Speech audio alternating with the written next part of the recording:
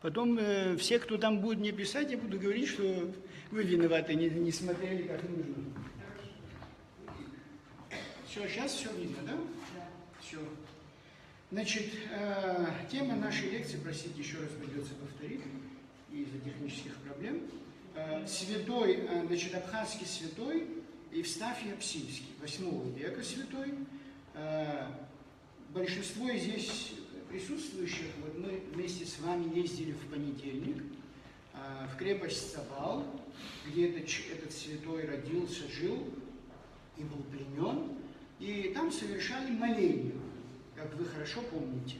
Вот. И тогда я вам обещал, что будет специальная лекция, потому что в горных условиях, вы понимаете, что мне тяжело было вам показывать карты, рассказывать и так далее, иконы, что следующая лекция будет посвящена ему. Значит, в ходе лекции вы сами увидите, мы с вами уже не первую лекцию проводим и пытаемся не только изложить в такой свободной, доступной, простой форме. Да? Мы хотим все-таки учимся с вами мыслить, думать, значит, и осмыслять историю, да?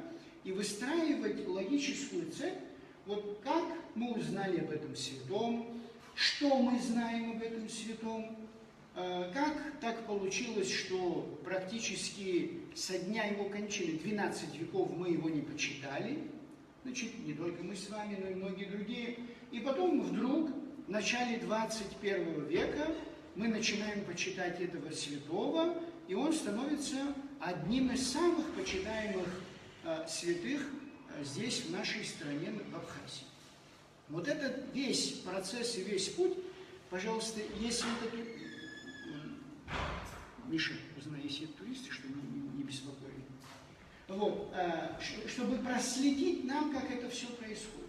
Вот на примере святого Евстафия, потом вы, кто-то из вас, кто будет заниматься историей, значит, изучать прошлое Абхазии, да, сможет тоже реконструировать жизнеописание святого, его образ, потому что мы имеем реконструкцию. То есть у нас не сохранилось никаких икон, никаких, значит, подробных описаний, жизнеописания этого святого. Вот. Но мы реконструируем. Как мы вот это делаем, вот этот процесс, помимо того, что мы узнаем об этом святом, для вас будет интересен. И для тех, кто нас сегодня слушает. Значит, откуда мы знаем о святом Евстафии Апсильском? Речь идет о святом 8 века. Значит, логический вопрос к вам. Когда мы хотим что-то узнать из прошлого, да? Откуда мы это узнаем? Какие у вас есть предположения? Значит, вот прозвучало архивные данные. Дальше. Какие еще варианты? Народные сказания, повествования, то, что мы называем этнографией и фольклористикой. Еще что? Вот, братья и сестры, смотрите, я вас каждый раз... Археологические данные. Практически вы перечислили все. Так? Перечислили все, кроме самого главного. Источники. То есть архивный материал – это немножко другое. То есть архивные материалы мы не рассматриваем, как источники тоже мы рассматриваем, но они несут немножко другую функцию. Да? Значит, это прямые делопроизводства, документы и так далее. А вот источники – это самое главное для того, чтобы мы знали прошлую историю. Почему? Потому что археология, которая существует более 200 лет, ну вот нашли мы с вами какой-то, скажем, крест, развалины какой-то церкви, какой-то храм.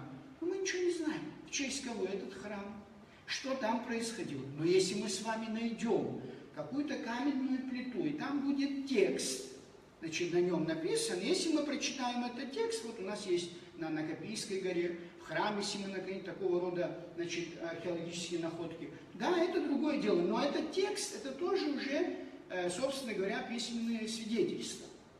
Значит, о святом Евстафии мы знаем из сочинения или источника, который называется «Хронография», значит, Феофана Исповедника, святого Феофана Исповедника. Вот я держу здесь последнее, значит, издание этого источника, приобретенного мной в Греции, где дается на древнегреческом, то есть на языке, на котором оно было написано, и на новогреческом, чтобы это было доступно для современного греческого читателя.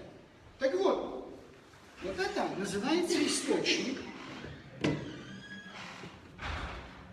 Феофан исповедник, это по-гречески Феофан омологитис, или Феофанус конфессор по латыни, да? Или мы его еще называем преподобный Феофан Сигеринский, потому что он был, помимо того, что составлял такое замечательное сочинение, он еще был игуменом одного из монастырей.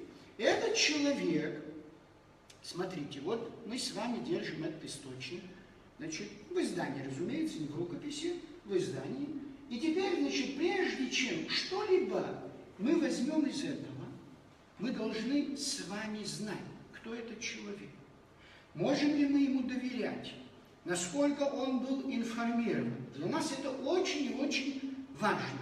А это мы можем узнать только зная его жизнеописание. Например, в этой книге, в 3 вот этих томах, содержится очень много сообщений по поводу Абхазии, по поводу Абазии, по поводу Апсилии. Да? Соответственно, нам интересно, как этот человек мог знать, помимо того, что он пользовался какими-то рукописями, источниками своего времени. Так смотрите, он родился около 760 года в Константинополе от знатных родителей. Его отца звали Исаак. Исаак был в родстве с византийским императором Львом III Савром, а это тот император, который имел тесные отношения с Абазгией, еще не будучи императором, имел посольство сюда. Он пытался, натравить кавказские народы с тем, чтобы обессилить их, в данном случае Аланы, Апсилы, Абазги и так далее. То есть этот человек, мы знаем, что он, Левый Савр, был здесь. Далее, его отец, то есть Феофан Исповедник, состоял в родстве. Кроме того, сам Феофан сделал тоже карьеру, он становится чиновником Византийской империи, был назначен, спафарием, это одно из должностей, но затем он вступает в брак, с дочерью знаменитого византийского патриция Льва. Все эти события, которые я вам описываю, происходят в период формирования Абхазского царства, когда Абхазия находится в политической зависимости от Византии. Далее, но этот брак не состоялся, потому что и сам Феофан, и его супруга Мегало, ушли в монастырь. Затем Феофан уходит в Малую Азию, в Сигирианскую область, это одна из провинций, Малой Азии, входившей в состав Византийской империи, где он принимает монашество, становится игуменом, создает несколько монастырей и так далее, около Мраморного моря, то есть недалеко от Константинополя. Да? Есть предположение, что Феофан Исповедник участвовал на Седьмом Вселенском соборе в 787 году, мы точно, к сожалению, не знаем. И самое главное, почему мы его называем Феофан Исповедник? Скажите, пожалуйста, слово «исповедник» что должно вам говорить? Скажите, пожалуйста, не стесняйтесь. Исповедание Христа. Да? Мы говорим мученическая кончина Христа, да? За Христа, а есть еще исповедание Христа. То есть в данном случае речь идет о том, что во время иконоборчества Феофан Исповедник отказался следовать ереси иконоборчества, за что его посадили в тюрьму, долго мучили, и в конечном итоге он скончался в начале IX века. Другими словами, если для светского историка, это сочинение хорошо известно во всем мире, если для светского историка это Феофан, так часто мы говорим, хронография Феофана, или хронография Феофана Исповедника. Для нас с вами, христиан, это помимо того, что хронография Феофана, это хронография святого или преподобного Феофана Исповедника. И мы его чтим, у нас есть дата, день памяти Феофана Исповедника, 12 мая. Вот.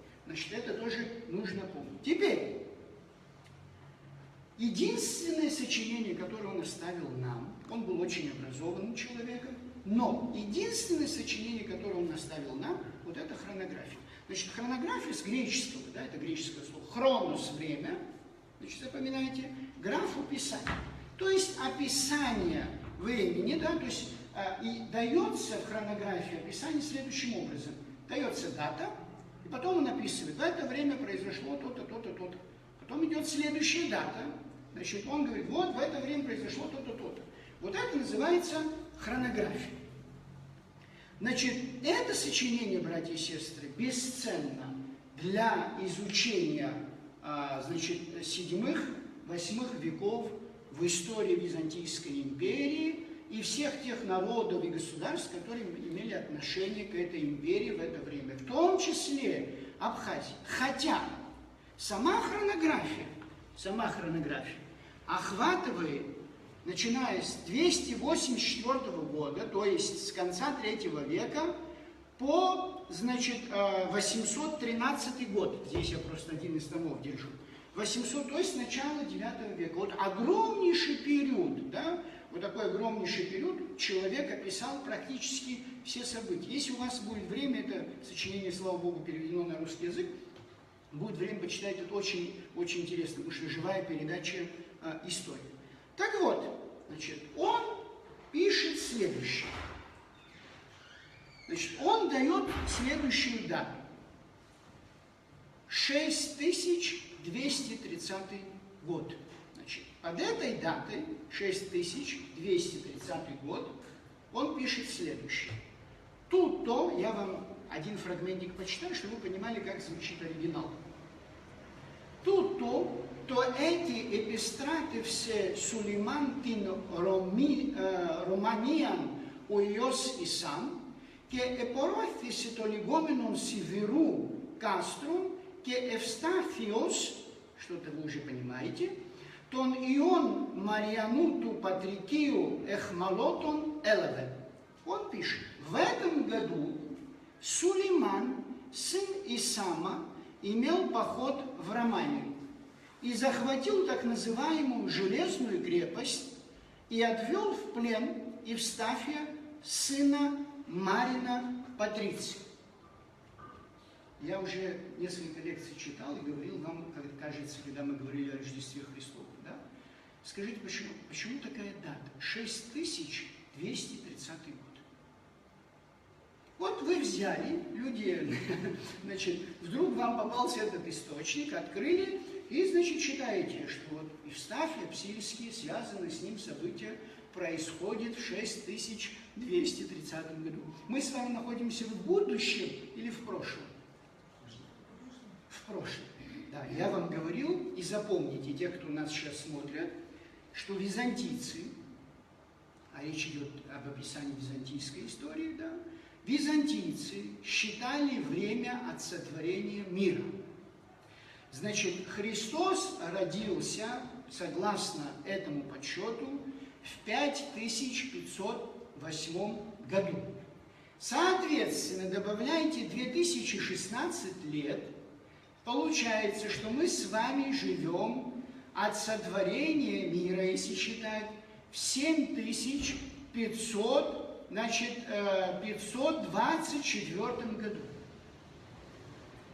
Вы поняли, да? Значит, человек, который этого не знает, он будет долго очень путаться. Даты – это особая тема, потому что они все подсчеты велись по-разному. Вот привычное для вас Рождество, значит, даты по определению до Рождества и после Рождества, это датировка, такого рода датировка, подсчет только вводится аж в 17-18 веках. Хотя появляется с Дионисия Малого, так называемое от воплощения Христа, он считал. Но реально в источниках мы встречаем, тем более византийских, начиная только аж в 17-18 веках. До этого практически во всех источниках, главным образом византийских, они больше нас интересуют для Абхазии, там датировка от сотворения мира. Таким образом, речь идет, если переведем вот эту дату, 6230 год на наш современный подсчет, получается, ну там разные версии, значит, предположения ученых, 737-738 году. Теперь смотрите, вот 3 строки написал автор. В этом году Сулейман, сын Исама, пошел против Романии, захватил Железную крепость, отвел в плен Евстафия, сына Марина Патриция. Мы здесь не видим ни слова Псилия, да? Мы здесь не видим ни слова святой Евстафии, да, и так далее. То есть нам очень важно, и вам, и мне, и главным образом историкам, значит, трактовка сообщений, да?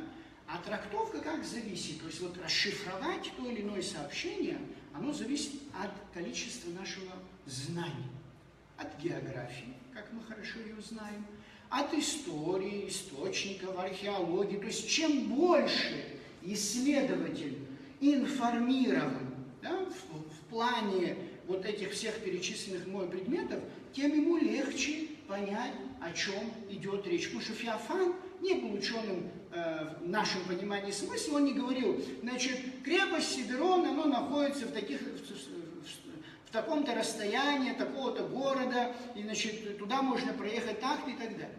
Значит, теперь мы расшифровываем, что у нас получается. В 738 году Сулейман, сын халифа Хишама, значит, потому что вот тот Сулейман, который там упоминается, сын халифа, да, Исама, значит, мы по арабским источникам знаем, что речь идет о халифе, а халиф это правители, значит, арабской империи, вы хорошо знаете, арабского халифата, так называемый, да, Хишам, он правил в 724-743 годах. Ага, у нас уже совпадение, видите как? Там византийский исследователь говорит, что это произошло в 738 году, а арабские источники нам говорят, что этот халиф правил абсолютно точно в это время. Осуществил поход против Румании. Что за страна Румания? Римская империя. Да. Но в данном случае речь идет о Византийской империи. Тоже вам нужно знать, что в источниках вы никогда не встретите ни понятия Византийская империя, византийская культура и так далее. В источниках вы встретите на месте современного Константинополя было местечко до создания там столицы Византийской Римской империи, как местечко, которое называлось Византией. Технически ученые стали использовать, чтобы разделять Западную Римскую империю, Восточную Римскую империю, стали использовать аж очень поздно, в 18-19 веках, понятие Византийской империи. Сами византийцы всегда себя называли, простите, ромеи. И до сих пор греки, 3000 греков, которые живут, значит, наследники этой империи, потому что государство, образующий народ Византийской империи, были греки. Хотя внутри этой империи жило огромное количество различных народов и национальностей. Так вот, они все себя называют до сих пор даже, в 21 веке, ромеи, меламиста ромейка. Значит, мы говорим на ромейском языке, хотя говорят на греческом. Вот. Поэтому вот поход означает, если мы с вами трактуем этого арабского халифа против Византийской империи. Из этого что следует? Из этого следует, если сообщение касается Абхазии, если сообщение касается Евстафия Псильского, а автор говорит, что был поход против не Абхазии, не Абазии, как тогда называют, Византии, это означает, что в это время мы с вами входили в состав политического влияния Византийской империи. Дальше. Сулейман при взятии крепости Сидерун, или Сидерон по-гречески, буквально означает «железная», в районе современной Цибельды, горная Апсилия Мессимяне на юго-востоке современной Абхазии. То есть, вот эта железная крепость, мы хорошо это из источников знаем, значит, пардон, друзья мои, сейчас я должен буду вам продемонстрировать эту крепость.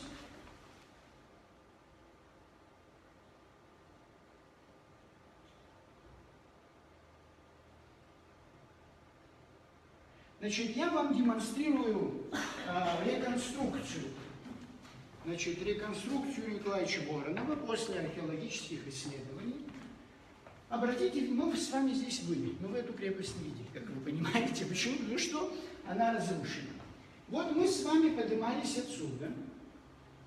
Вот та церковь, где мы с вами молились. Значит, обратите внимание. Тогда я забыл вам, вот она эта церковь, где мы с вами совершали моление. Вот здесь, чуть ниже, помните, был купель, где люди принимали крещение. Так дело в том, что там было обнаружено 3 церкви, вот в районе этой крепости. Вот 2 датируются 6 веком, и вот купель она находилась вот в придворе вот этой церкви.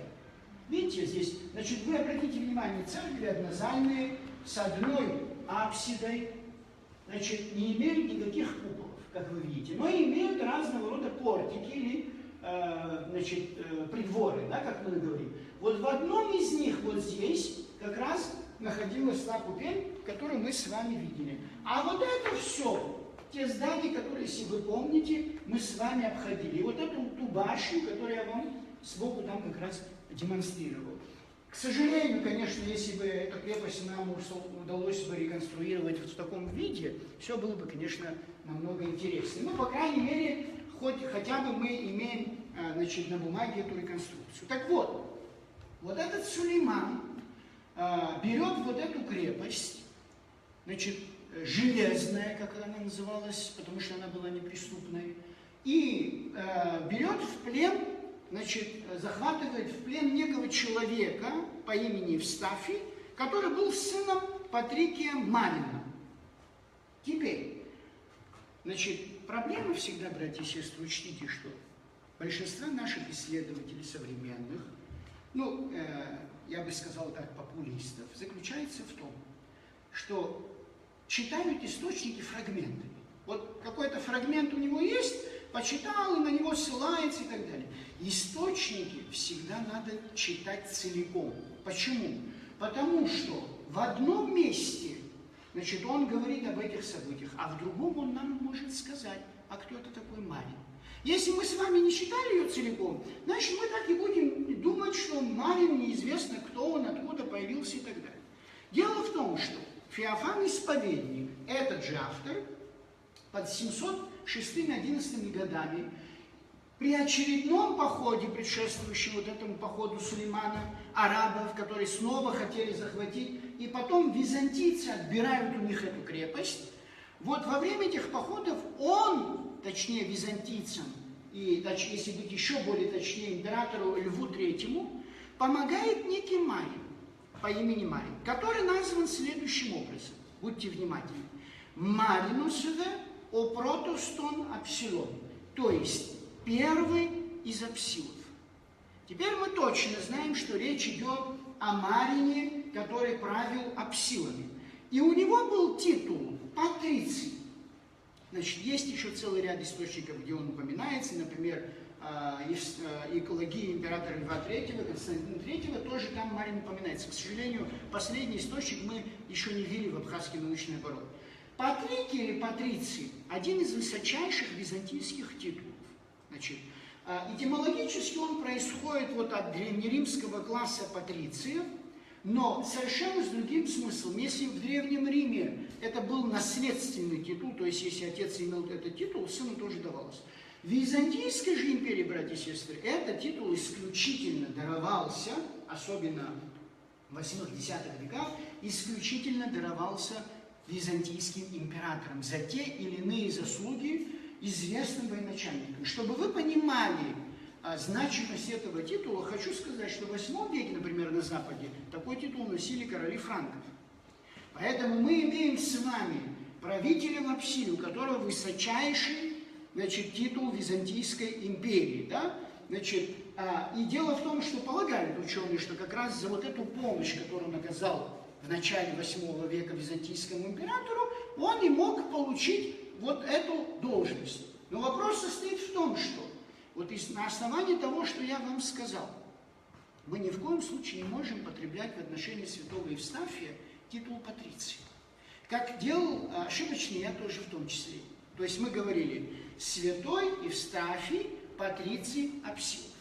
Почему теперь мы не можем? Потому что в ходе нашего исследования совместного с вами мы приходим к выводу, раз этот титул даровался византийским императорам и не был наследственным, соответственно, у нас источник нигде не говорит, что Евстафий имел этот титул или кто-то ему дал. Да, не исключено, что мог иметь, мы этого не исключаем, но мы не знаем. И в 16 веке Чезарио Барони, кардинал, значит, когда внес имя Евстафия, об этом я скажу ниже, мартиролог римский, он ему дал титул патриций. Вот это Чезарио Барони потом ввел и всех нас остальных, включая меня, значит, в это заблуждение.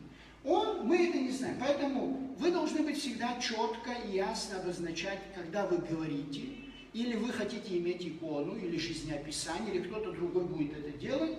Речь идет о святом мученике Евстафии Апсильском. Но можете добавить сын знаменитого Патриция Мария. Но Патриций титул к нему не применим. Дальше. Второй фрагмент. Значит, теперь мы знаем, что арабы захватили эту крепость. Значит, правда, эта крепость сейчас выглядит, как будто арабы ушли вчера. Вы увидели, когда мы ездили. Такое ощущение, что арабы недавно только оставили эту крепость. Но тем не менее. Мы знаем, что захватили, значит, и увез святого Евстафия, сына Марина, в плен. Но нам же интересно и далее знать. Теперь смотрите, что пишет этот же автор. Значит, пропускает он какие-то даты, и под датой 6232 год он пишет следующее. Это более большой текст, я вам на греческом его читать не буду. Сразу перевод. В этом же году, значит, речь идет о 740-м, то есть 2 года спустя, Исам, помните, этот Исам как раз был отцом Сулеймана, вождь арабов, избил всех пленных христиан во всех городах его владычества. Причем пострадал и Евстафий, блаженный сын Марина, знаменитого Патриция. Но, несмотря на все принуждения, он не отрекся от истинной веры, то есть речь идет о христианстве, православии. В знаменитом городе Месопотамском Харане оказался истинным мучеником, где святые мощи его благодатью Божией производят всякие целения. Вот интереснейшее, да, друзья мои, вы учтите, что мы с вами обсуждаем практически 8 век. Сейчас, одну минуточку, я продемонстрирую вам, значит, карту.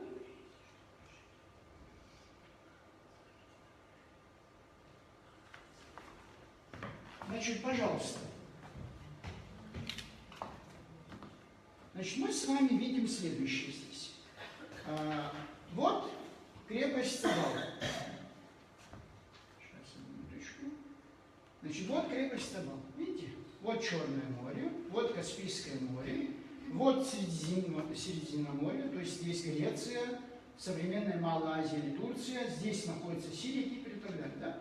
Вот город Харан находится вот на этом месте. По-моему, чуть-чуть четкости не хватает. Сейчас. Сейчас, одну минуточку. Да. Значит, вот здесь, значит, Сулейман, поднимается вот Аравийский полуостров или Аравийский халифат, арабский халифат, вот здесь он располагается. Он с войском поднимается сюда, захватывает эту крепость, берет святого Евстафия Апсильского и спускается вот этот город Харан, который сегодня расположен на границе между Сирией и Турцией. Он находится сегодня на территории Турции. Теперь смотрите. Значит, древний город в Месопотамии, он имел отношение к хетам. Значит, есть такая версия, вы хорошо знаете, происхождение абхазов, да, абхазов-эдыгов, что они происходят от хатов, которые жили вот в этой части, в Малой Азии, Анталия и так далее. Потом приходят хеты, значит, индоевропейцы, ассимилируют этих хатов. Вот и этот город тоже попадает под их влияние. Дальше, этот город вам хорошо должен быть известен из лекции Германа, если вы доходили до этого места. Почему? Потому что Авраам, который шел из Ур-Халдейска, значит, сюда, вот сюда, в современную Палестину, да, он как раз останавливался и долгое время своей жизни провел в этом городе Харан. Значит, сегодня он также называется, этот город, чтобы у вас было представление об этом городе, я сейчас продемонстрирую приблизительно, как он выглядит. Значит, это, конечно, не жилой квартал, вы сами понимаете. Здесь вы видите, что развалины остатки Харана. Значит, жилой квартал выглядит следующим образом.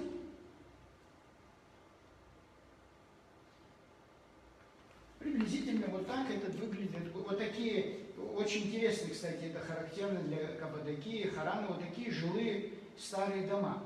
Сейчас в них располагаются разного рода гостиницы, куда приезжает очень много туристов. Или вот еще последнее, значит, чтобы вы видели, вот такое очень красивое, но это уже приспособленное для туристов. Так вот, здесь, в этом городе, другими словами, мы имеем следующее. В 740 году Евстафий Апсильский, сын Марина, вместе с другими христианами принимает мученическую кончину.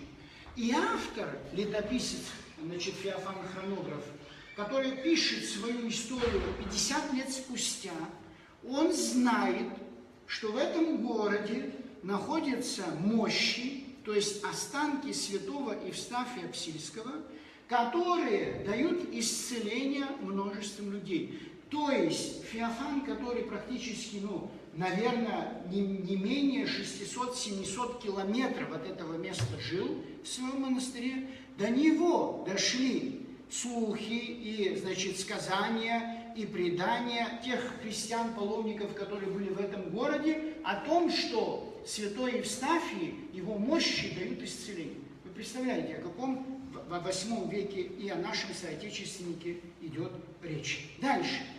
Конечно, братья и сестры, всем бы нам хотелось бы иметь эти мощи святого Евстафия. Да? Почему? Потому что для христиан, помимо того, что это очень ценно для истории Абхазии, как известные политические деятели и так далее, да, для нас с вами, христиан, это вдвойне интереснее, потому что мощи для нас предмет почитания. Да? Сейчас я не буду останавливаться на этом, потому что это особая отдельная тема. Есть все-таки надежда, что так называемые сиро-яковиты, да, или сиро-яковитская церковь, это монофизитская церковь, их более 2 миллионов человек. Они проживают на территории Индии, Сирии, Турции и других восточных стран. Они как раз те христиане и та церковь, в ведении которого находился в том числе этот город в свое время. Да? Сейчас я сомневаюсь, что там какой-то храм остался, но куда они уходили, они могли взять с собой эти останки. Останки святого Евстафия Апсильского. Вот если кто-то возьмется за это, например, до 70-х годов 20 века, никто не знал, где находятся останки святого Дмитрия Солунского. Вот цайка-то была там, многие из вас были, и весь мир его почитает. И очень хотелось бы знать и грекам, и нам, где же они находятся. Вот одна женщина, гречанка, исследовательница, посвятила не 1 год, написала диссертацию и доказала, что это находится, проследила весь этот исторический путь этих мощей, и доказала, что находится он в одном итальянском городе. После доказательства, греческая церковь попросила католическую церковь вернуть. Торжественно эти останки вернули и находятся сегодня в городе Фессалоник, в одноименном храме святого Дмитрия Фессалоникийского, куда сотни тысяч паломников, в том числе из России, туда приезжали. Даст Бог, мы тоже с вами туда поедем, потому что одна из главных святынь города Фессалоник, да, и Греции. Поэтому и вы, кто-то из вас, потому что отец Дорофей тоже все не успеет в своей жизни, вот кто-то из вас, если займется вот этой темой, объездить все эти города, слава Богу, сейчас это намного легче, чем раньше, вот, и если вы найдете, то ваше имя золотыми буквами будет внесено в историю Абхазии и Абхазской церкви. Дальше, вот единственное, что мы знаем из этого первоисточника. Скажите, пожалуйста, мы говорим слово «источник» и еще употребляем слово «первоисточник». Что он означает? Шевелим мозгами, как я вам часто говорю. То есть, другими словами, когда мы то или иное сообщение имеем из более раннего источника, да, вот, ранние Феофана Хронограф, у нас мы ничего не знаем об Евстафии Апсильском. Да? Может быть, кто-то другой писал, но мы не знаем. Поэтому первый источник, то есть откуда мы берем, то же самое, как в христианстве. Мы можем с вами евангельские сюжеты рассказывать как угодно, да? Но сверяем мы с первоисточником, то есть самим Евангелием. То же самое, как бы мы ни говорили о святом Евстафии, как бы ни интерпретировал каждый из вас, или каждый исследователь, или каждый христианин, мы всегда должны возвращаться к этому источнику и сверять. Если мы видим, что там этого нету, значит, должна быть немножко осторожность. Помимо первоисточника, о нем мы встречаем и еще в такой знаменитой хронике Михаила Сирийца. Значит, этот автор жил в XII веке, он как раз был патриархом, значит, патриархом вот этих сирийковитов. Но обратите внимание, что он делает в своей летописи, когда он говорит о святом Евстафии. Этот источник, братья и сестры, абхазской науки тоже не был известен до последнего времени. Впервые он был введен в православную энциклопедию, вот там, где я в соавторстве с Моисеевой писал статью Евстафия Апсильского. Так вот, Михаил Сириец говорит следующее. Мол, дескать, христиане, которые пострадали при Сулеймане, да, значит, были пленены при Сулеймане и пострадали при халифе Хишаме, мол, они были убиты, когда халиф узнал, что византийский император, значит, слух дошел до него, что византийский император дал приказ, значит, казнить всех пленных мусульман. Поэтому, поскольку это был ответный политический акт, дескать, мы не можем рассматривать этих людей как святых, в том числе святого Евстафия Апсильского. То есть Михаил Сириец в XII веке подвергает святость и мученичество Евстафия и всех, кто пострадал вместе с ним, значит, в VIII веке. Вы согласны с ними или нет? Скажите, пожалуйста. Нет, не из благочестивых побуждений, то есть вам не хочется, чтобы вашего соотечественника, да, лишили, значит, признака святости, да? Вот. Я имею в виду из научных побуждений. Вот что можно было бы, например, противопоставить этому аргументу, который выдвинул Михаил Сириец?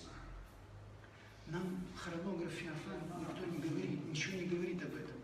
Понимаете? То есть Феофан в своем первом источнике нам ничего равным образом не говорит о том, что это была ответная реакция, значит, императора на халифа, на действия императора. А Михаил Сириец живет через 3 века после описываемых им событий. Соответственно, он не мог знать, значит, что происходило в реальности. Да, он приблизительно полагал, что могло быть так. Поэтому его точка зрения, она для нас остается, значит, за пределами этой проблемы. Да? Нужно отметить, что, братья и сестры, он говорил свободно на армянском тоже, Михаил Сириец, на арабском и на греческом. Его работу тоже нужно внимательно нашим исследователям изучать, потому что из него тоже мы много чего интересного узнаем. И потом последний источник, который нам сообщает об Евстафии Апсильском, это уже анонимная хроника, значит, тоже сирийского автора, но, правда, уже 13 века. Дальше. Вот на этом заканчиваются все наши сведения из древних источников. Теперь мы от 13 века, мы ничего больше не знаем, нигде никаких упоминаний. Нет, может быть, кто-то из вас или кто-то из ученых обнаружит, но до сегодняшнего дня мы ничего не знаем. И вдруг в 16 веке кардинал Чезарио Барони, очень известный кардинал, католический историк, значит, член конгрегации ораторианцев, он на основании сообщения Феофана Исповедника, которое было переведено на латинский язык Анастасием библиотекарем в IX веке, был такой очень известный автор, который перевел очень много греческих сочинений, творений отцов и так далее, византийских источников на латинский язык и познакомил западный мир с этим. Так вот, на основании вот этого сообщения, которое он почитал в латинском переводе, Барони включает святого Евстафия Апсильского, значит, с дружиной, как он это говорит, да, в мартиролог Римской церкви. Это мартиролог был издан в 1586 году. Другими словами, в каталог святых, он, правда, так называется, мартиролог Римской церкви, туда вошли все христианские мученики. То есть некий каталог, в котором указывались имена всех христианских мучеников, которые пострадали как в Риме, так и в остальных местах. И вот в XVI веке, мы с вами ничего об этом не знаем до 2005 года. Да? Значит, ничего не знаем, что включили нашего соотечественника в этот каталог. Да? Чезарио Барони включает его в каталог. Но вот тут есть один интересный момент, который создает ряд проблем исследователям, ну, хотя некоторые ответы на эти вопросы можно найти. Дело в том, что он его включил с именем Евтихий. Он сказал: «Евтихий с дружиной мученик харанский».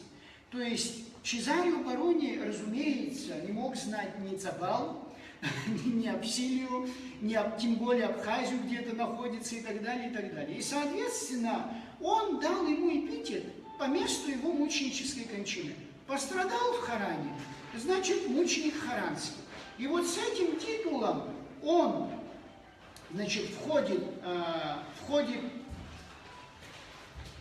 в каталог, пожалуйста, телефон выключите, мартиролог Римской церкви. И теперь смотрите, что получается. Пожалуйста, выключите. Вынесите сумку, потом там найдете, выключите, пожалуйста. Нина, вынесите, пожалуйста, сумочку в придворе, там найдете, спокойно выключите. Значит, теперь что получается? Вот это действие Чезария Барони, кардинала, из этого что получилось? В 2008 году выходит такая энциклопедия, православная энциклопедия в Москве, под редакцией, по благословению всех патриархов 14 православных церквей. В каждой поместной церкви есть институт, который пишет соответствующие статьи, касающиеся их, например, значит, в Грузии, в Тбилиси есть институт, который пишет по грузинской истории части, в Болгарии, болгарский и так далее. Но это все входит в эту православную энциклопедию. Она в свободном доступе в интернете, и всякий раз вы должны пользоваться и ссылаться на него. Так вот, попросили меня написать статью об Евстафии Апсильском. Значит, люди, которые занимались изданием 17-го тома. Я написал эту статью, и в процессе работы вот над этой темой выяснилось, что я писал и написал статью «Мученик Евстафий Апсильский», значит, да. Другая исследовательница Моисеева писала в другом разделе этой энциклопедии статью под названием «Евтихий мученик харанский».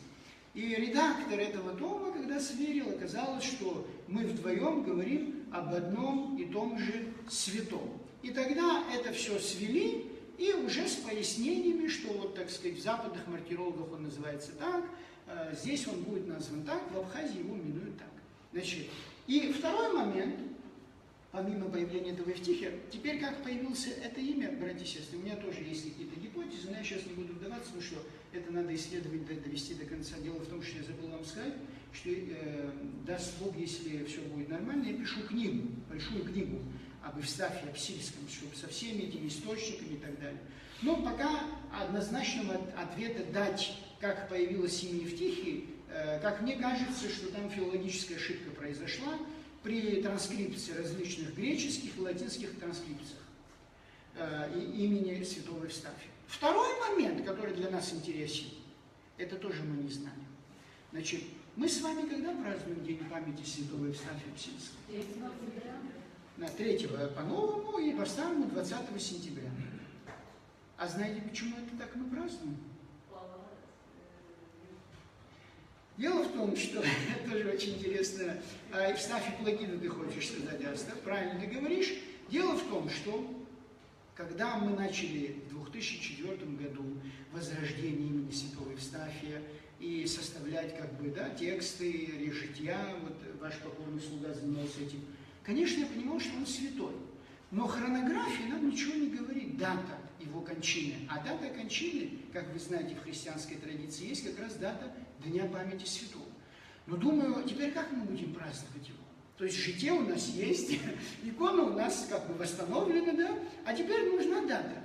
И я решил следовать такой логике, что если, в силу того, что вы увидите дальше, что он носил имя в честь святого Евстафия Плакиды, как мы полагаем, ну, а Евстафия Плагида мы празднуем 20 сентября или 3 октября, соответственно, было бы логично и День памяти святого Евстафия установить в этот день. Вот это было сделано мною. Но я же не полагал, что еще до меня Барони, тоже следуя логике, определенной логике, тоже установил дату празднования святого Евстафия Апсильского 14 марта.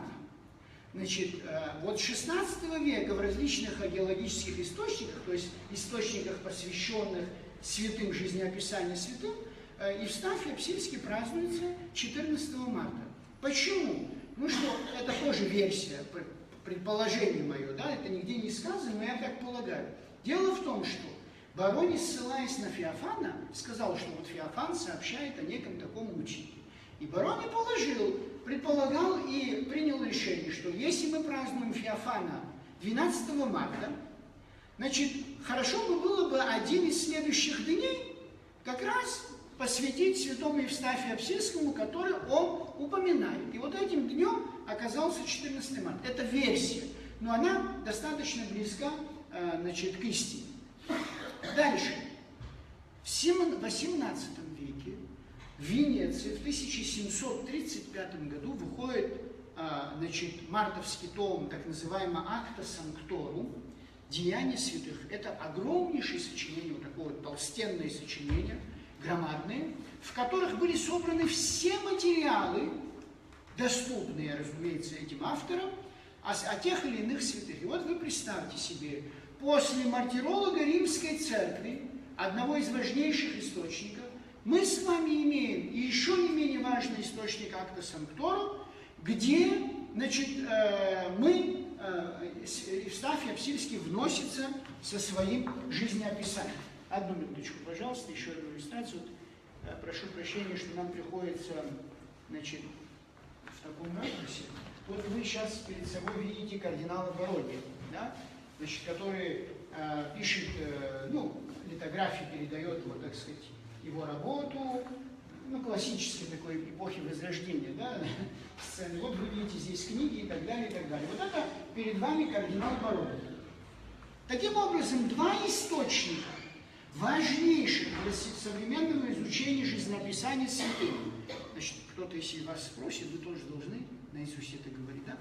Вы знаете, значит, какой-нибудь отдыхающий вам подойдет, спросит, а кто такой Евстафий Апсильский? Вы говорите, вы знаете, есть такие очень важные источники в истории христианской церкви, Acta Sanctorum, Деяния святых, и мартиролог Римской церкви. Вот как раз он там упоминается, очень чтимый святой Абхазской церкви. Вот два источника запомните. Дальше.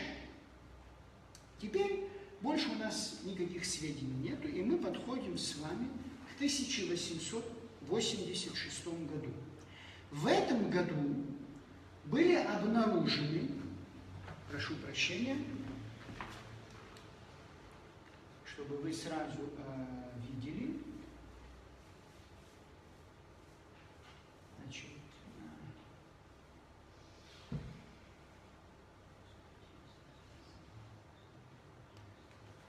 значит, в этом году были обнаружены две огромные плиты в Цибельде. Вот одна, и там вторая просто, значит, она менее сохранившаяся, но вот эта плита более всего нас с вами интересует. Значит, в районе Арасараб, значит, в Цабале ее называли Вороновская церковь. Обнаружила, значит, мадам Воронова из семьи, которые вы знаете, что в ясочках жили и так далее, и так далее. Значит, она это рассказала известному тогда археологу, члену-корреспондента Российской императорской академии наук Дмитрию Бакрадзе. Он посетил эту церковь, дал прекрасное описание. Буквально через несколько лет это же место посещает не менее известный археолог, графиня Пороскева Сергеевна Уварова. Она увозит эти плиты в Москву. Вот здесь вы видите рисунок как раз из ее книги, посвященной археологическим материалам в Абхазии, да, ее путешествию. Она эти плиты увозит в Москву. В 1921 году советская власть передает эти плиты, две эти плиты каменные, Государственному музею Грузии. Значит, впоследствии были обнаружены еще 3 фрагмента там же, которые дополняли вот эти как раз, как вы видите, отсутствующие фрагменты, да? Один из них обнаружил очень известный протоиерей в наше время, отец Александр Салтыков, тогда он был другом Иоанна Николаевича Воронова, и в качестве, значит, искусствоведа посетил эти церкви. И 2 других фрагмента, значит, Лео Алексеевич Шервашидзе, неизвестный наш с вами искусствовед в Абхазии, он тоже их обнаружил. Это все происходит в 50-х, 60-х годах. Значит, сейчас эти плиты, как и все сокровища Абхазии, как вы понимаете, находятся в Грузии, в Тбилиси, в музее искусств, в данном случае, вот эти плиты находятся в музее искусств Грузии. Что для нас интересно? На этих плитах, значит, там сделаны такие столбцы и разного рода библейские и евангельские сюжеты. Там есть воскресение Христа. Это барельеф, то есть камень, резной камень, да, который служил в качестве алтарной преграды. Там есть разные сцены. И в том числе внизу, в одной из сцен, как раз вы здесь видите эту сцену, значит, вот она, вот человек на лошади и так далее. Вот здесь мы видим фрагменты из жизнеописания святого Евстафия Плакида, его видение. Значит, Христос держится руками за рога животного, оленя, и Евстафий охотится с птицей и собакой. Значит, теперь скажите, пожалуйста, почему, значит, датировка этих плит, там разные ученые предполагают версии, но мы только приблизительно полагаем 6-7 века. Почему это очень важно, братья и сестры, скажите, эта находка? Для нас с вами чем она важна? Для археологов она понятна, да? Для истории церкви Вороновской понятно, для истории Цибельды понятно, для музея Грузии понятно. Для Евстафия Апсильского почему это важно? Потому что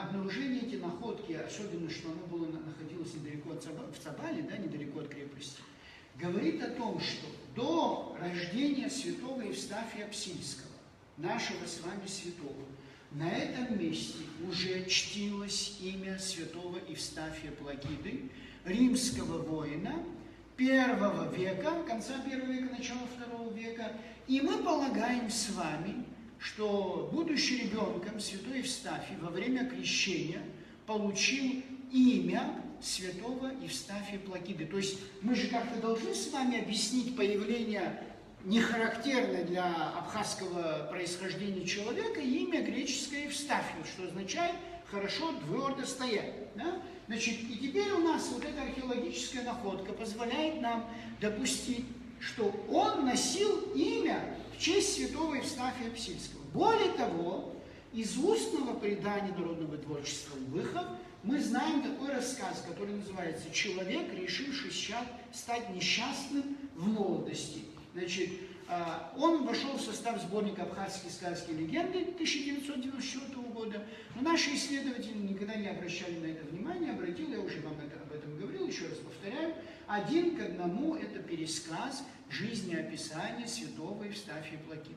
Поэтому, тем более наличие Улыбыхов этого сказания позволяет нам полагать, что действительно святой Евстафий, вот это главным образом фрагмент его жизни, когда он идет на охоту за оленем, олень приходит на жертвенник, ложит, значит, голову, да, и потом он видит видение Христа между рогами оленя и так далее. Вот эти все сказания, которые мы видим в абхазском фольклорном материале, не только в абхазском, вот они все имеют это отношение к Евстафию, и вот эта археологическая, значит, находка подтверждает нам все то, что бытовало в народной среде. Таким образом, мы знаем с вами, что теперь еще одна деталь, мы абсолютно точно не знаем, но мы можем полагать, что святой Евстафий принял имя в честь святого Евстафия Плакиды, и этот святой, древний святой римлянин был его небесным покровителем. Очень важно еще учтить один момент. Царская семья или княжеская семья в Абхазии, они, когда брали имена, конечно, они не брали простых христианских мучеников или простых христианских святых. Они всегда тоже равнялись по роду своей деятельности. Чаще всего, ну, хорошо вы знаете, святой Георгий был очень любимым, да, в именах абхазских царей и так далее. Да, и поэтому они тоже равны. Царь Давид всегда был очень популярен, потому что он тоже сам был царем. И, соответственно, святой Евстафий, речь шла о римском полководце Евстафии Плакиде, соответственно, ему тоже ребенком это имя дали. Кому из вас интересно, есть целая, значит, работа у Людмилы Георгиевны Хрущковой, у Шейвашидзе, у протоиерея Александра Салтыкова вот по поводу этой Цибельды. Я сейчас не буду касаться разных фрагментов, но мне хочется одно, чтобы в Цабале, где это было обнаружено, вот все время там же идут какие-то женевские переговоры, встречи, все остальное. Вот, пожалуйста, пусть они нам сделают хорошую копию, если даже оригинал сегодня вернуть нам не могут, но хорошую копию вот этих 2 каменных плит, значит, 7-8 века, это каменные иконы.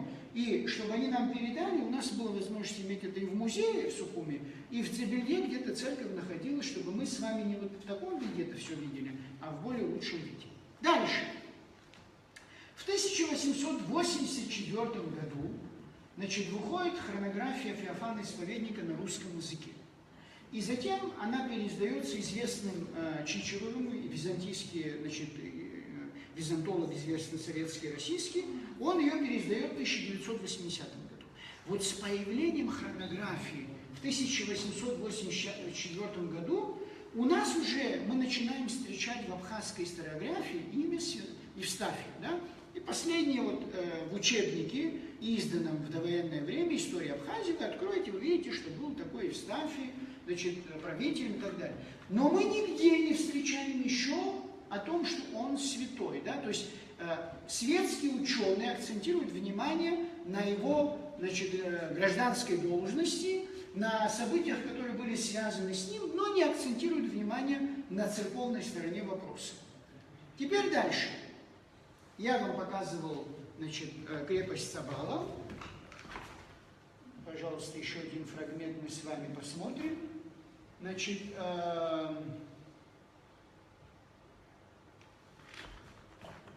вот схема, значит, крепости Цабала. Вот здесь вы видите наверху клеймо, который стоял на черепицах и так далее, епископ, значит, Константин. Этот епископ был здесь, в этом месте, в середине VI века. И вот в 1977-79 годах вот здесь были обнаружены вот эти три церкви. То есть до этого мы не знали о существовании. Здесь вы две видите, но еще одна стояла в более позднего времени. Вот эти три церкви были обнаружены здесь. Что подтвердило и помогло нам дополнить какие-то отдельные детали относительно жизнеописания святого Евстафия Апсидского. Почему? Потому что если эти церкви были построены в VI веке, а он жил в VIII веке, разумеется, что крещение с именем Евстафий вполне очевидно, что он принимал в одной из этих церквей.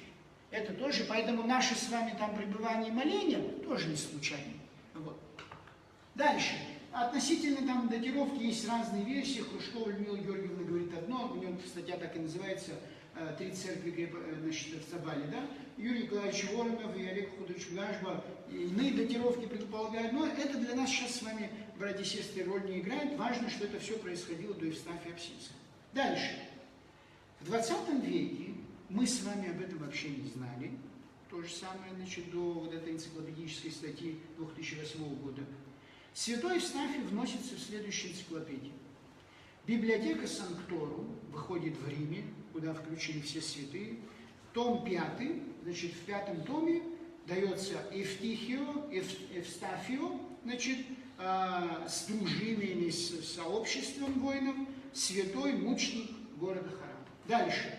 Раймон Жанен, французский знаменитый исследователь, он писал очень много статей для еще одной важной энциклопедии, называется она, значит, в переводе с французского, значит, энциклопедия истории, географии церковной.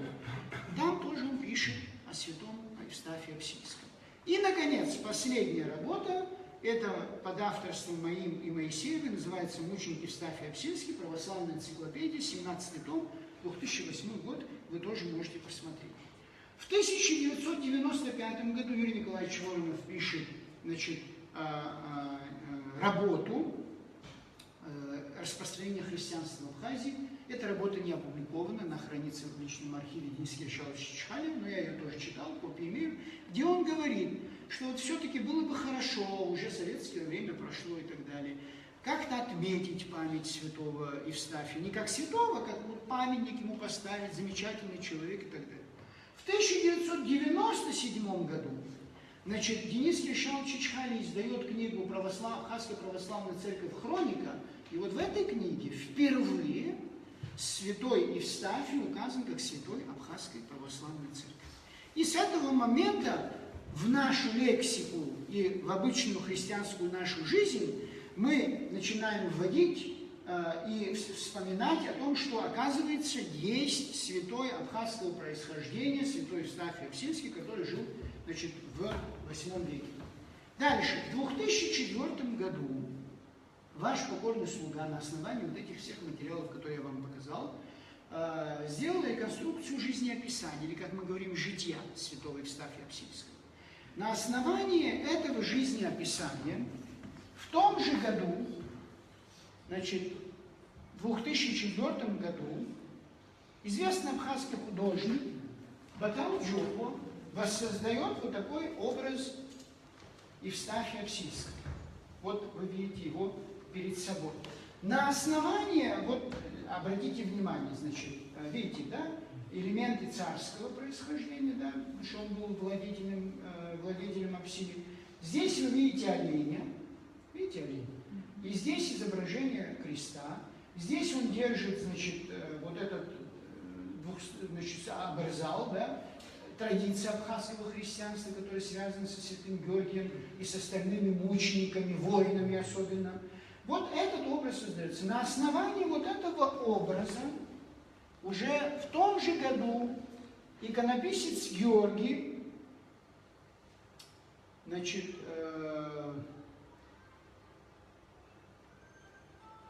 воссоздает вот такую икону. Вот вы видите уже, значит, шапочка она становится сюда, появляется нимб, на руках появляется крест, значит, меч, здесь появляется изображение Христа и так далее. Вот это первая икона святого Евстафия Апсильская, созданная в 2004 году. Сейчас я вам в дальнейшем покажу. Значит, скажите мне, пожалуйста, вот у нас не было никаких икон. Ничего не сохранилось, даже каменных изображений святого Евстафия. Имели мы право воссоздавать его образ вот в таком виде? Да. Скажите, почему? Как вы полагаете? Нет, согласен с вами, что мы имели право. Дело в том, что, братья и сестры, иконография, в иконографии, конечно, нам неизвестны портреты большинства святых. Ну что, вы представьте себе, там сотни мучеников только в одном Риме, да? Никто масок не снимал и портретов не делал, да? Очень редко, когда мы это имеем. И мы разделяем святых на разные категории. Воины-мученики, да, форма одежды, значит, апостолы, форма одежды, святители, форма одежды, значит, преподобные, то есть монашествующие, форма одежды, цветовая гамма, там, допустим, наличие красного цвета, как мученичество, голубого цвета, когда мы празднуем Богородицу. То есть это исключительно символика. Разумеется, никто никогда не старался, кроме изображения Христа. Мы имеем, вы знаете, Синайской иконы V века, да, почти близко к тому, что мы сейчас знаем с вами. Но хочу обратить ваше внимание, что был такой замечательный источник, и остается, история Ульбия Римлянина.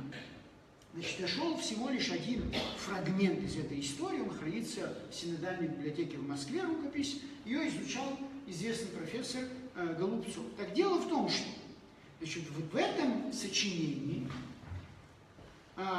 значит, впервые были собраны и записаны, оно было создано в X веке, были собраны и записаны предания о наружном виде замечательных церковных деятелей.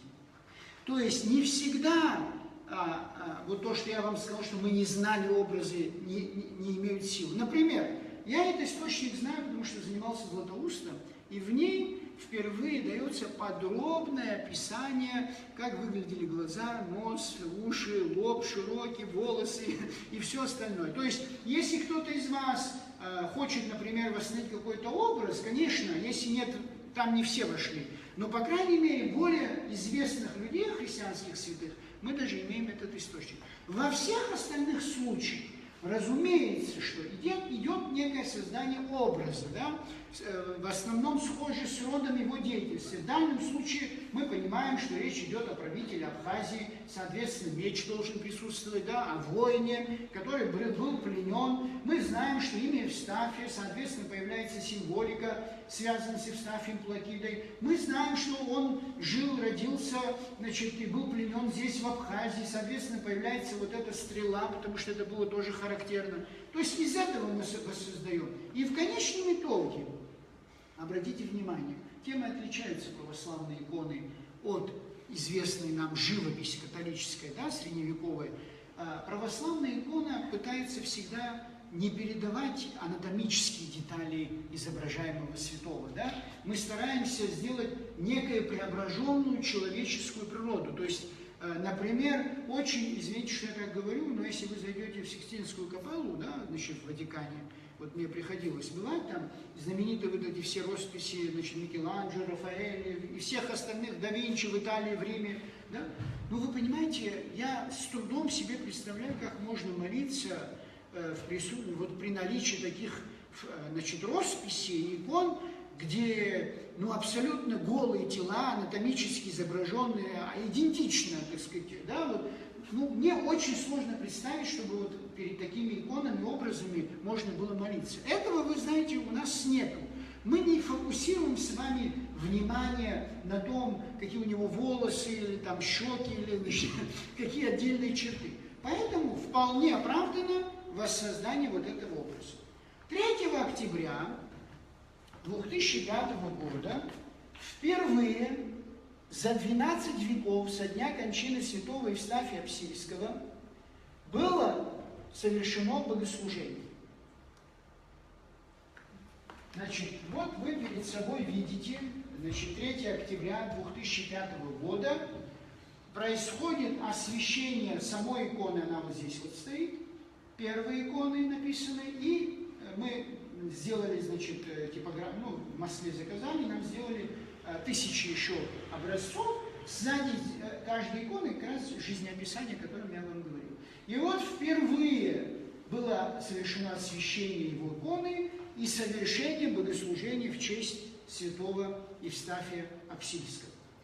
В 2006 году, когда община города Очинчиры имела желание, значит, создать церковную церковь, построить церковь и так далее, значит, мы им сказали о том, что было бы хорошо сделать это в честь святого Евстафия Апсильского. И вот эта община, значит, вот сейчас такой храм находится в городе Очинчира, он был построен в 2007 году. Вы видите перед собой здесь, в 2007 году построен по эскизам, по рисунку и при финансовом содействии Новоафонского монастыря и лично отца Андрея. В 2007 году. И с того времени здесь стало совершаться богослужение. Внешне, конечно, он выглядит очень простым. Я вам сейчас его тоже продемонстрирую. Вот, пожалуйста, значит, вот так он выглядит. Ну, при отце Андрея, когда он это делал, это все было, соответственно, покрашено, не было вот такого, да. Ладно, мы, как кажется, ездили туда, да. Вот здесь сейчас совершается, это единственный храм в мире, посвященный святому Евстафию Апсильскому. Больше вы нигде, значит, в мире не встретите храм. Поэтому, когда бываете, это прямо в центре города, все-таки посещайте. В эту церковь отец Андрей передал вот эту первую икону святого Евстафия Апсильского, которая в 2009 году во время интронизации новоизбранного патриарха российского Кирилла отец Виссарион и покойный президент Сергей Васильевич Бадабщ, значит, вот она, эта икона, видите перед собой. Вот эту икону подарили святейшему патриарху Кириллу, и она находится сейчас там, в Москве. Хотя, если вы меня спросите, я считаю, что так поступать нельзя было. Почему? Потому что это был первый образ, и он должен был остаться здесь, в первой его церкви. Можно было сделать великолепную копию, значит, и подарить святейшему патриарху. Есть в интернете, вы хорошо знаете, Гарика Бессония. Он создал сайт храма святого Евстафия и сделал очень много икон в честь святого Евстафия Апсильского. Одна из них, как раз вы каждый раз ее видите, значит, приходя в Большой собор, значит, одну минуточку.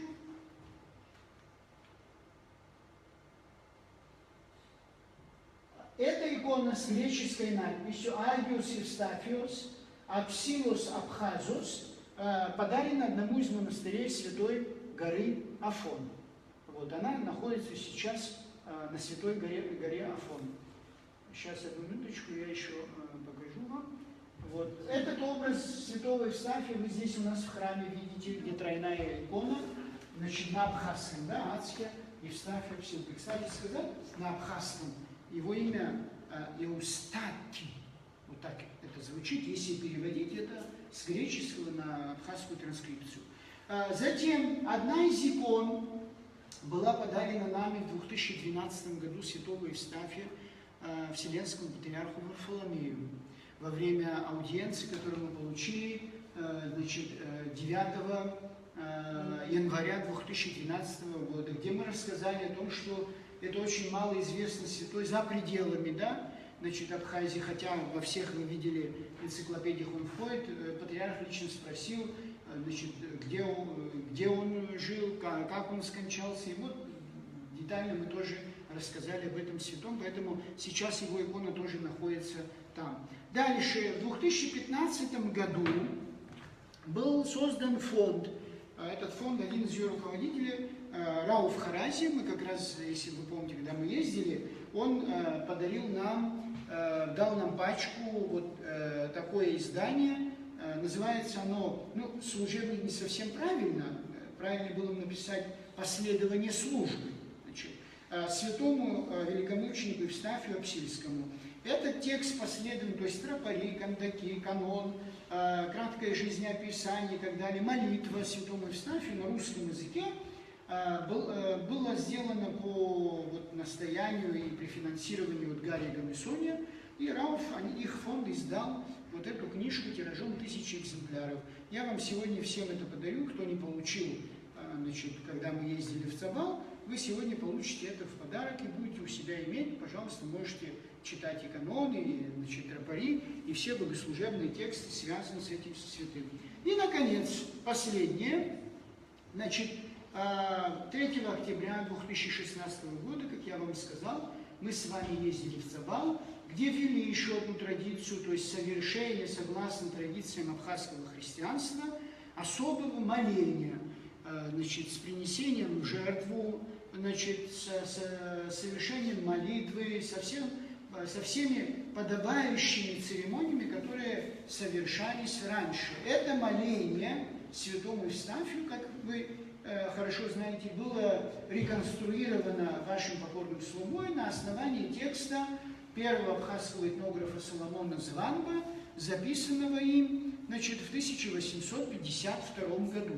То есть не фантазия, вот мы полагали. Вот, и надеюсь, что после сегодняшней лекции, которая практически завершилась, надеюсь, что те, кто особенно нас слушает сейчас в интернете, каждый год, когда мы 3 октября будем ездить в Цабал, в эту церковь древнюю, в эти церкви древние, в эту крепость старую, людей все будет больше и больше. Братья и сестры, мы должны быть с вами очень ответственными. Почему? Потому что мы имеем счастье иметь святого церкви 8 века, когда, например, Россия еще совершенно не была христианской. Мы имеем иметь счастье того святого, который вошел во все важнейшие каталоги или святцы, список святых, которые выходили на Западе, на Востоке. Мы имеем иметь счастье, иметь святого, о котором нам упоминает знаменитый хронограф в 8 веке, практически с отдельными деталями его жизнеописания, и мы не имеем права не почитать его. То есть, если мы с вами здесь живем, родились, выросли и считаем его своим соотечественником, друзья мои, кому тогда мы должны молиться, кому мы должны тогда обращаться? Вот. Кто будет покровительствовать нами, да, и покровительствовать нашей землей, нашей страной и всеми теми, находить какие-то разрешения в сложнейших ситуациях, когда мы попадаем, если мы не будем обращаться к этому святому. Поэтому считаю, что у меня, по крайней мере, в моей деле есть икона святого Евстафия Апсильского, такая хорошая икона с синим гранитом, мне Рауф подарил, и я в такой рамочке ее сделал. Значит, и все вы, кто здесь родились, живете, разумеется, в вашем домашнем иконостасе этот святой, наверное, как я полагаю, и как вы со мной согласитесь, наверное, обязательно должен быть представлен. Потому что с этого, собственно говоря, и начинается, и воцерковление человека. Да, понятно, что мы служим, читаем Евангелие, слова Христа для нас важны, но для нас важны и свидетельства конкретного человека. А вы представьте себе, поступили бы кто-то из нынешних правителей, как Евстафий Апсильский. Например, отказаться от должности своей, от правления страной, куда-то в Харан попасть, и там еще сказать, значит, нет, вы знаете, я все-таки остаюсь при своей вере, то есть засвидетельствовать об истине. Казалось, можно же было сказать, ну ладно, что там, и так или иначе меня убьют, ну тут приму, поживу несколько лет, потом вернусь, и все будет по-другому.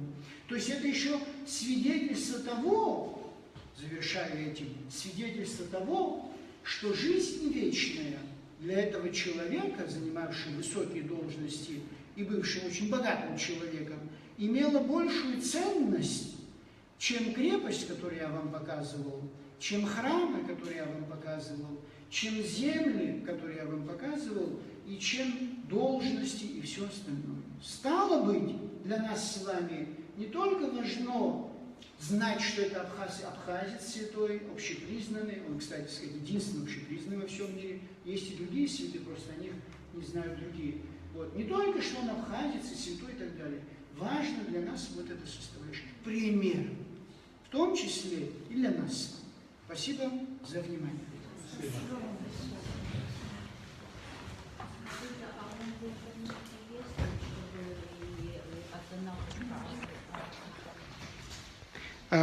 Сейчас, одну минуточку. Да, иконы все есть, да. Да, вы просто даете запрос.